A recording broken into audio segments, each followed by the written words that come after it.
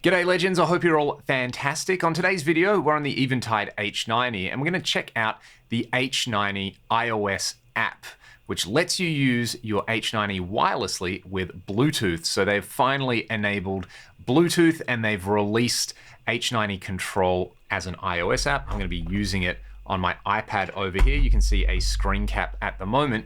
You will need to update to the latest software. So using H90 Control on your computer and a USB cable to the device, you can update both the H90 Control software and then the internal software for the H90 that will enable the Bluetooth connection. Then you can download the free H90 Control app on your iPad, for example, and set it up. You do need to obviously enable Bluetooth on the device and on your mobile device that you're going to be controlling it from, and then add that connection. Once you've done that, you can see here, you can just click on the little connect icon.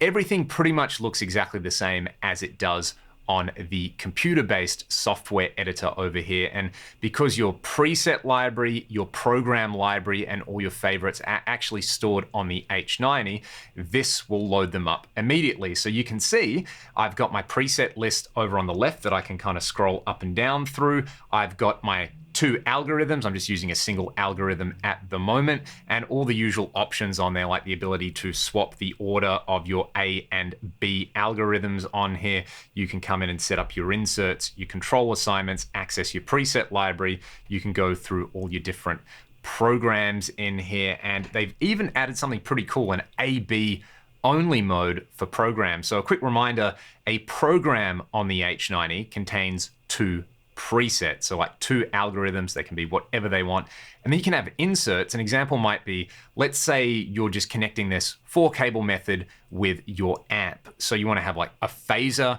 before the amp and a delay in the amp's effect loop. The way bypass was working with programs before was, if you bypassed the program, you'd also bypass the insert, which is no good. You want your amp's preamp tone on there. So this way, if you set it to A/B only, you can turn the program off. It'll turn, say, for example, the phaser and the delay off at the same time, but you've still got your core amp tone in there. I'll do a separate video about all of that. For now, let's just dial in some sounds over here. So I've got this pitch fuzz preset. Let's hear that.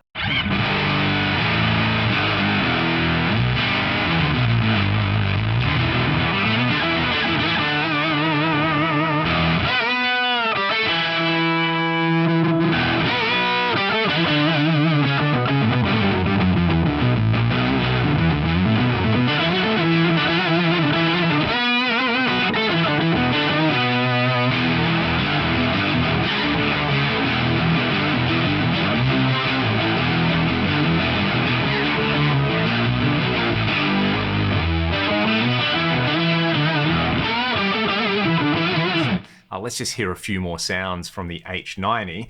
One of my favorites, well, actually two of my favorite delay sounds in here I've got baked into a single preset.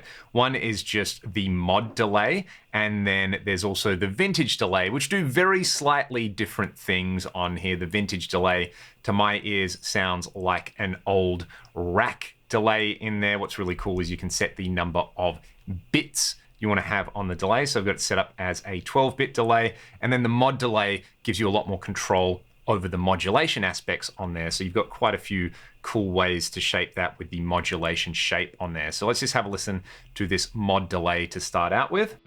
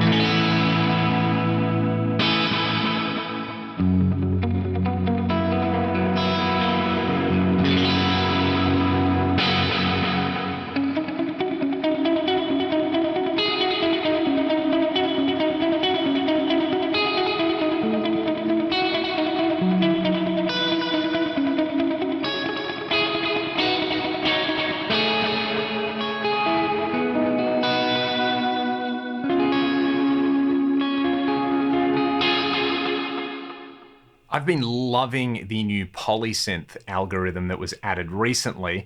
I'm pretty sure I showcased this particular program on the video that I did, but it is this PWM strings preset that comes with the Polysynth algorithm into a black hole reverb on here.